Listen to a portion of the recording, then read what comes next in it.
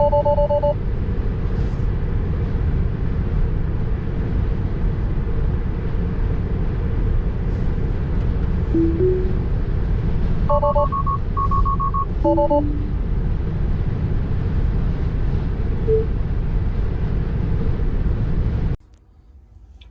welcome everyone to the Model 3 ownership experience. It's probably my second video after the year-long review, but in any case, as you can tell from the title, I have to go to a service appointment with my car because my autopilot computer keeps overheating. And I'll show you right here where you can see the temperature. I'm in service mode right now. You click thermal and then click coolant system. And this is in the morning, right before the car has been sitting overnight. So you can see the autopilot computer is 55 degrees right now. The bottom is the infotainment computer.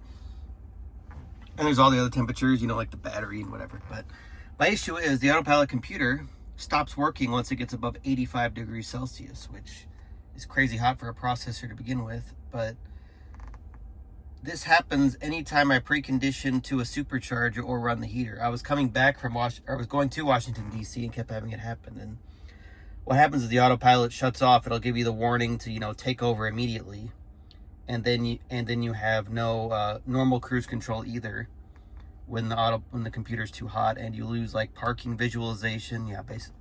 I assume all the safety systems too run through that computer. But in any case, I mean, I can show you the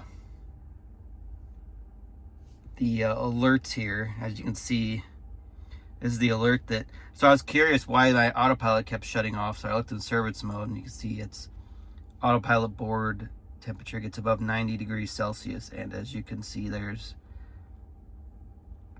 quite a few alerts of it happening during my my road trip to DC. But let me see if I can actually try to get it to work right now. It might not work because you have to kind of be near a supercharger for it to be preconditioned like crazy, but let's see if I can get it to work. So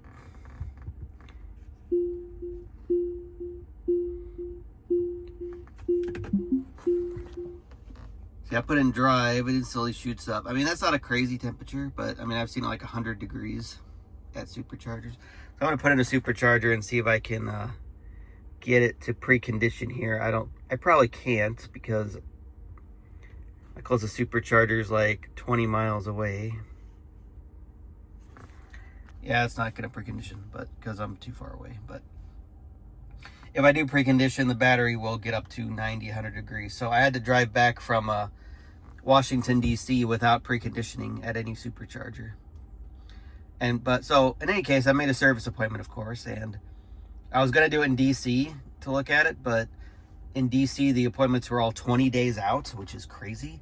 And near where I live in central Illinois, the Bloomington Service Center had appointments only 2 days out. So I scheduled it, but the only problem is they're only during the day between 8 a.m. and 2 p.m. And obviously, like a normal person, I have a job during the day, So I was going to drop it off the night before, and I was trying to figure out a loaner, but they say, no, we can't give you a loaner because we have to look at the car first. And the repair has to take more than 2.5 hours to even authorize a loaner. So now I'm like kind of stuck because it's like, well, how do I get my car there and during the day? And if I drop it off the night before, how do I get back home? Because I don't live in Bloomington. But in any case, I guess I'll convince my wife to drive me or whatever. But so they said that they switched my appointment from 8 a.m. because I was going to drop it off the day before to 2 p.m. and they say just come after work and hope I get there by 3 or 4 and they have a chance to look at it. So that's what I'm going to do on a Thursday. Today's, what is today, Tuesday, and we'll see what happens. So we'll see you at the service center with if it's a quick fix or I'm in a loaner. Well, as you can tell by my car now being white, I obviously don't have my original car anymore.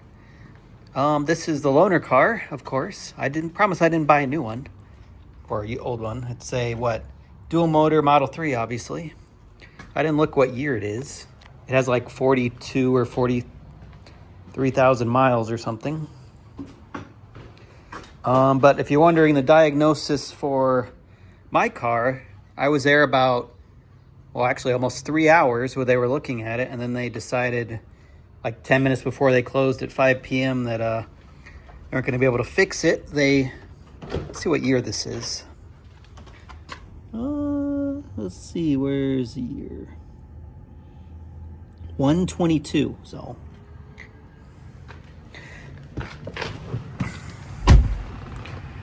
It does, but okay, enough about the loaner. Diagnosis of my car is they determined that the computer was broken, essentially, so they want to replace it, the autopilot computer. And I don't think they have any in stock, so I'm not sure what the timeline is on getting that, but luckily they did have a loaner, and it is a dual motor Model 3. There's a car. There it is. It does have full self-driving, which is, I didn't use it on the way here. But yeah, they don't limit their loaners. I think you're only supposed to drive like 200 miles a day or something in them, or they charge you extra, and they limited them to 85 miles an hour, I believe. But I mean, they don't lock it in chill mode or anything. So if you're curious about the differences, my car is a rear-wheel drive 2023, and this is a 2022 dual motor long range. This is a lot faster, but I don't really see the point, honestly. I mean, it's fun to screw around with a couple times, but day to day I'd never do it. As far as the stereo, it sounds the exact same as my car. I thought it was supposed to be better. I tried an audiobook and I tried music. It sounds the exact same. So I'm not sure. I mean, maybe there's a difference to audio files, but besides it being faster, I don't notice any other difference between my base model and this. So if you're curious, but it's kind of cool how when they give you a loaner, it just automatically, all your settings are automatically set up, and even like the icons on the home screen, I have my temperature, my autopilot settings, yeah, everything. It just automatically syncs like instantly. So it's pretty cool how Tesla does loaners. I'm not sure what would happen if I got in a Model Y or X or S or a Cybertruck, if it would sync everything perfectly. But the one thing I wish they would change about the service experience right now is they don't pre-authorize loaners. You kind of have to get there. They have to look at your car, and basically they try to fix your car for 2.5 hours. And if they can't fix your car in 2.5 hours, then they give you a loaner, if they have one, of course. And I mean, there's no guarantee they're going to have a loaner, but I guess they had one, so that's what I'm driving right now. So, but yeah, I wish they would have I don't know why they can't look at it over the air. I mean, they could have seen the dozens of warnings in service mode that it was overheating and gone, yeah, the computer's probably broken, so let's just let them drop it off, give me a loaner, so I'm not, sitting there for 3 hours or whatever. They kept telling me, because I mean, the place was dead. I mean, no one was picking up cars, no one was test driving. There was like 2 other people there getting service done. I mean, it's in Bloomington, Illinois, so it's a very it's not as busy as a major service center. So I mean, they just kept trying to get me to test drive the Cybertruck, and the new Y is what they kept trying to get me to test drive. I mean, I wasn't going to buy one, so I didn't really see the need to. And they're like, oh, just go test drive a Cybertruck. You can go out to dinner, get coffee. It's like, well, why don't you just, kind of give me a loaner instead? It's like, I don't know. But in any case, the saga continues. So if you're wondering the timeline, I requested service. There was only a 2-day wait for them to have it come in. I came in at 2 o'clock today, and until like 4:45, they were looking at it, and they decided, well, we can't fix it. It's a computer. We're going to replace it. And they gave me a loaner, and yeah, now I'm home basically. So I guess we'll see how long it takes to fix it. But I mean, I guess it's not a huge deal. I forgot my garage door opener, so that'll be annoying until then. But otherwise, yeah, I guess I'm putting miles on their car. But in any case, thanks for watching. We'll see if they fix it in the next update. Well, a quick update as to what's going on. It's been 2 days now. As you can see, I still have the loaner car. So quick recap, I dropped my car off the 15th at 2 p.m. Had to wait there 3 hours before they decided they couldn't fix it. And as I was leaving, they acted like it'd be a quick fix, and they updated it to the 16th at 5 p.m. And today's the 17th, and obviously I don't have it. What happened was yesterday, with no communication, at 4:50, they updated it to now be done the 20th at 5 p.m. So I haven't had any communication since I left, except they updated the estimate to $0, which makes sense since it's a warranty repair. Tesla's kind of weird. They make you approve a $200 charge. I guess if they determine it's not a warranty issue, they charge you $200 for looking at the car, which is bizarre. I've never had that happen with any other warranty thing, but I guess that's how they do it. But yeah, yesterday, because I can see what they're doing on Teslafy, even if you can't through service mode in the app, but they drove it for like 5 miles like 9 a.m., then it basically sat outside all morning is all that happened with my car. So yeah, they haven't touched it in all day. So I assume they're waiting for the computer to come in is what they're doing. But in any case, yeah, that's the update. We'll see what happens if it's done by the 20th or earlier, I guess. Well, as you can see, I'm at the service center and I have my car back. So to see if it works, we're going to go to the closest supercharger without preconditioning and plug in and see if it overheats, because that's what it was doing before. So yeah, that's what we're going to do. The fix that they did was they installed a new computer into the car.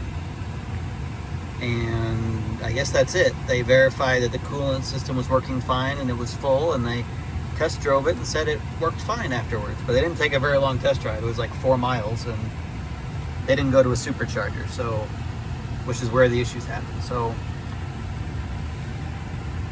I am going to see where closest supercharger is. Where am I? There I am. Guess we can go to this one.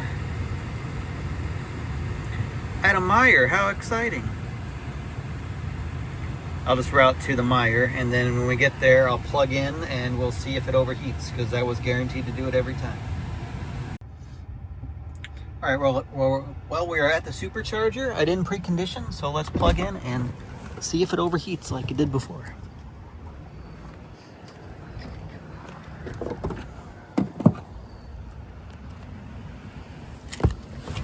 Hopefully it should freak out and monitor and record unusual activity with some. Oh, I got a new computer, so it's gonna freak out.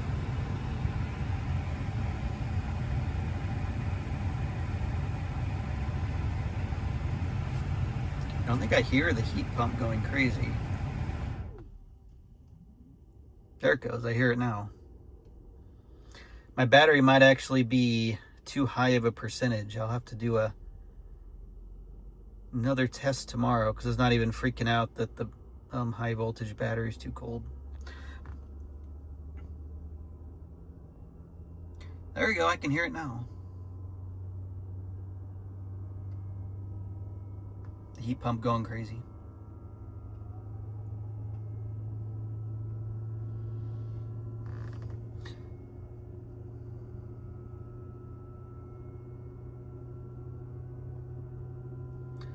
Got up to 68.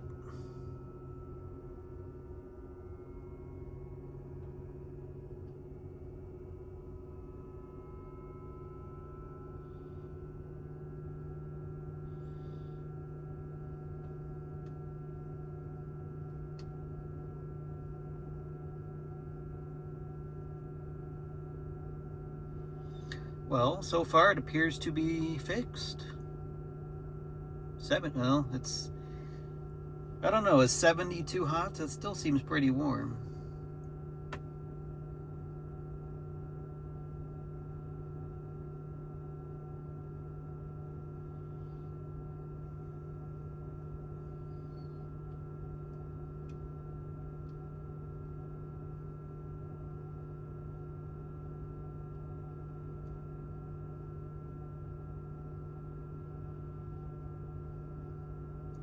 $74 degrees. It's Celsius, obviously, so it's mad at me.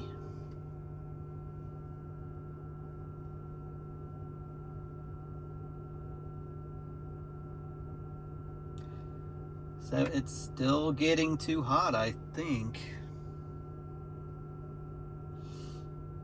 I would say that's too hot, because remember, it cuts out at around 85 degrees Celsius.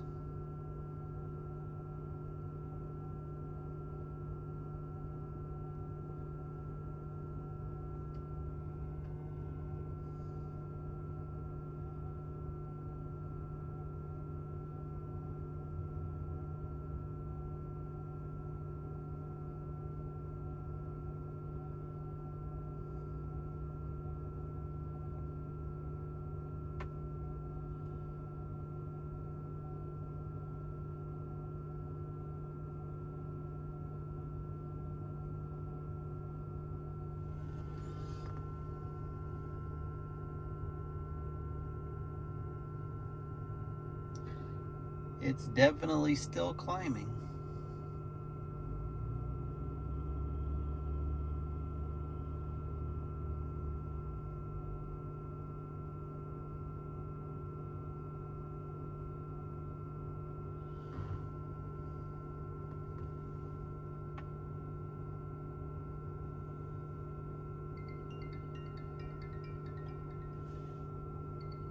Oh, my boss is calling me.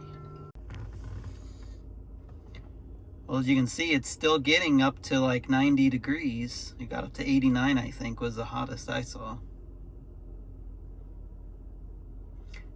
And now it's probably going back down because the heat pump's slowing down.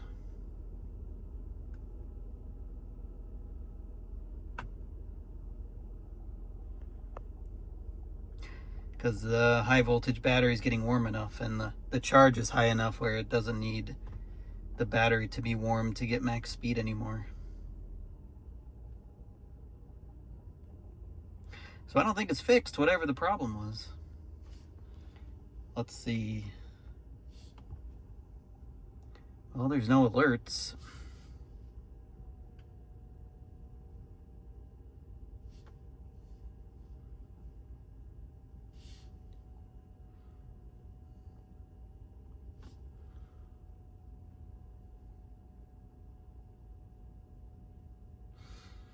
And now it's gone back to, because I don't think the heat pump's even running anymore because the battery is so high of a percentage.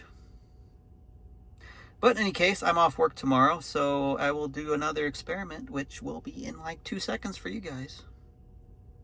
All right, well, the final test is going to be driving or navigating to a supercharger while driving. I didn't charge last night, so my battery's at 60%. It's also kind of cold. It's down to 60, so I'm going to drive to that supercharger with the preconditioning and see if autopilot fails, and when I get there, see if I have any alerts of it overheating.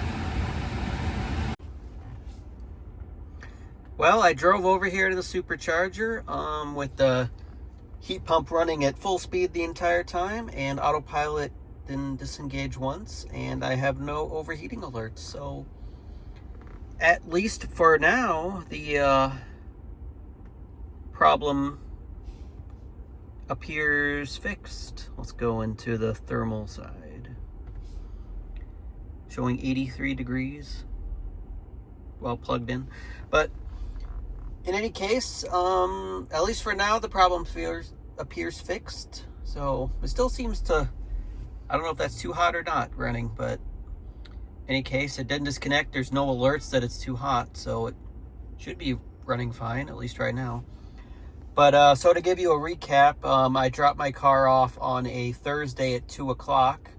I had to wait 3 hours, and they gave me a loaner while they tried to fix it.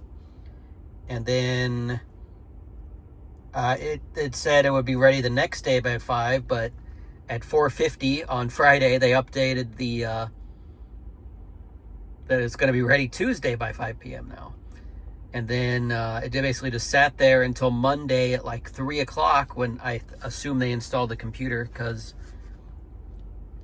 the car installed a bunch of updates and stuff. Starting at like 3 o'clock, I assume they just installed the computer and then left it. And then the next morning, they took it on a quick test drive and told me I could pick it up. So I did, and yeah. But I looked at the service notes, and they did replace the autopilot computer, and they also like purged the cool. I think they drained the cooling system partially and refilled it and made sure it was free of air, because they added like 2 gallons. Well, they said they used 2 gallons of coolant on my car to refill it. So, which sounds like a lot to me. So